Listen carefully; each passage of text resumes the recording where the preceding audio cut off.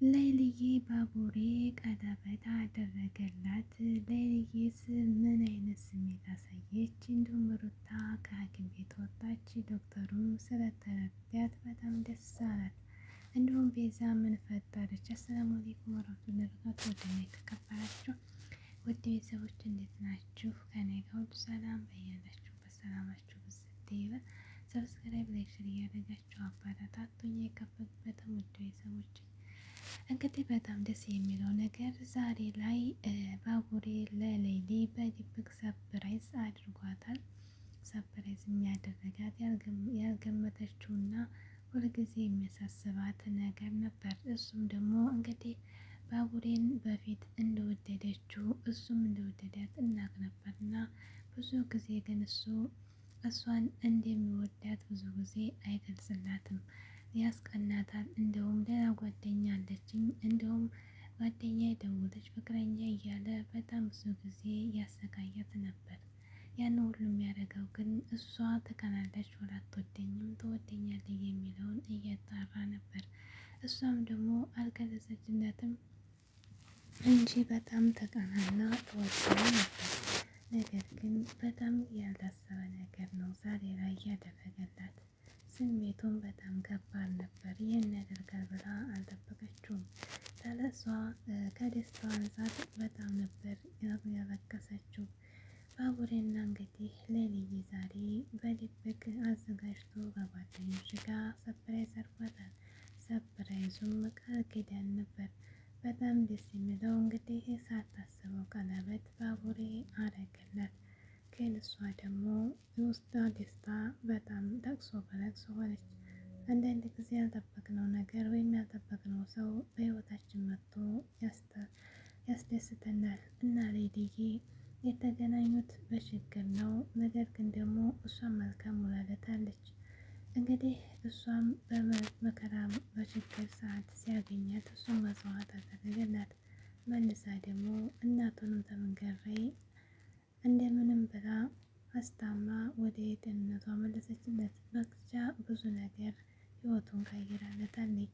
መልካም ስንሆን መልካም ወደኛ ይመጣል። በሰራነው መልካም ስራ እኛም ነገ መልካም ስራ ስለሚያስፈልገን የልክ ዕዳ ይረዳናል።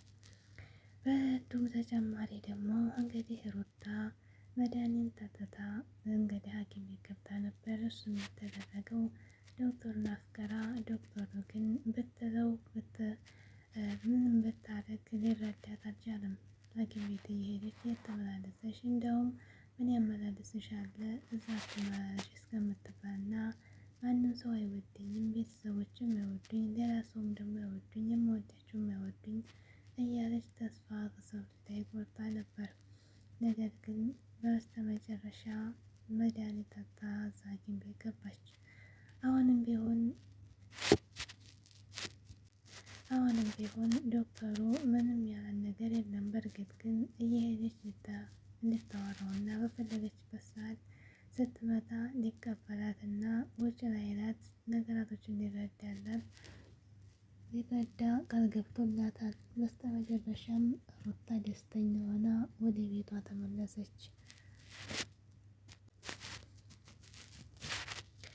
በጣም እንግዲህ ኪንጎ አሁን ላይ በጣም ተጨናንቋል። ምክንያቱም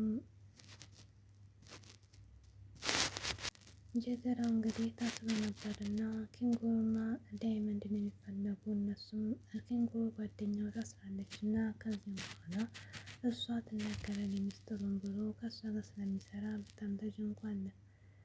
እንደውም ቤዛ እንግዲህ ከማውጫ መግቢያው ግራ ሲገባት ባለፈው ቀለበቱን የፍቅር እናት ሰርቃ አሸጣልኛለች ብላ ከእናቷ ጋር ፍቅርን ልታጣላ ሞክራ ነበር። ነገር ግን በስተመጨረሻ ወንድሟ ጋር ወደ ሌሊ ቤት ስትመጣ ሌሊ ቤት አጠገብ እንዲሁም የፍቅር እናት ስትመጣ የት ሄዳችሁ ነው ስትባባሉ ሌሊን ይቅርታን ጠይቅ ነው አስታርቂን ብለው በደስታ በር ላይ ቆመው በር ሲቆረቁሩ ቀለበቱን የታረግሽው ብላ አለቻት። ከዚያም በኋላ ሻኩት ብላ ስትላት እጅሽን እስከምጆሮው ስትላት እጇ ላይ ቀለበቱ አለ። አንቺ ሌባ ነሽ፣ ልጄን ገታተሽ ውሸትሽን፣ እውነተኛ ከሆንሽ አሳይኝ ብላት ቀለበቱን ወሰደችበት። ያን ጊዜ ግን በጣም ነበር ቤዛ የተናደደችው። አሁንም ደግሞ ቤዛ እቅዷ በሌላ መንገድ እየመጣች ነው። ዶክተሩን ለማጥመድ አሁንም መንገድ ላይ ከአደይና ሌሊ ወደ ቀለበቱ ሲሄዱ መንገድ ላይ አውቃ ተኘች። አውቃ ወርቃ የወደቀች አስመስላ ከዚያም በኋላ ዶክተሩ ወደ ሐኪም ቤት ገባ። አደይና ሌሊ ሲመጡ በርቀት ወርሰው ወድቆ ሲያዩ ሲገባት እሷ ነበረች። ወዲያውኑ ደግሞ ዶክተር ሲመጣ ዶክተርም አገላብጦ አያት። ነገር ግን ምንም ችግር የለባትም። ሐኪም ቤት ከመጣች በኋላ ግን ሳታላትና ምላሷ አስበቃት። ሳታስበው ተናግራ ያን ጊዜ ግን ዶክተሩ በጣም ነቀባት። ከዚያም በኋላ አንቺ አውቀሽ ነው ያደረግሽው፣ ስለዚህ ቁጭ አሁን ተዚህ ብሎ ተቆጣት። ነገር ግን እሱን ማሳመን አሁን ከባድ ነው። ቤዛ እንደለመደችው አሁንም ሴራ በዶክተሩ ላይ ለማድረግ አሁንም ሲስተም ፈጥራ መንገድ ላይ ወደቀች። መንገድ ላይ ወድቃ አሁንም ያደረገችውን ዶክተር ግን አውቆባታል። ከዚያም በኋላ የማይናገር ሀሳብ ስትናገር አሁንም አውቀሽ ነው ያደረግሽው ብሎ ሲነጋባት በጣም ተናደደች። ቤዛ እንግዲህ ከአሁንም ሸሯና ሴራዋን አላቆመችም። እንዲሁም ደግሞ ከገጠር ሄለንና አበበ ተጣልተው ሄደው ነበር። እንግዲህ ሄለንም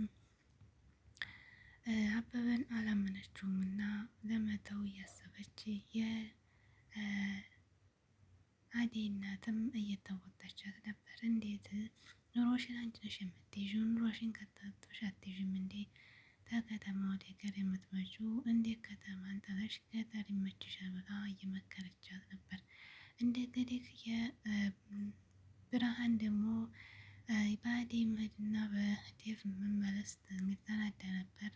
እንዲሁም አጎቷ ለአደይ አባቷ በውሸት ሳይታሰርና ሳይታገት እንደዚህ መስራቱ ሚስጥሩን ስለ የሄለን አጎት ስለነገራት ልትነግራት ለአደይ ስትል ነበር ያገታት እና ከአሁን በኋላ አባቴን ማንተም አልፈልጋችሁ እህቴና እኔ ለእናታችን እንበቃለን እያለች አጎቷ እየነገረችው ነበር።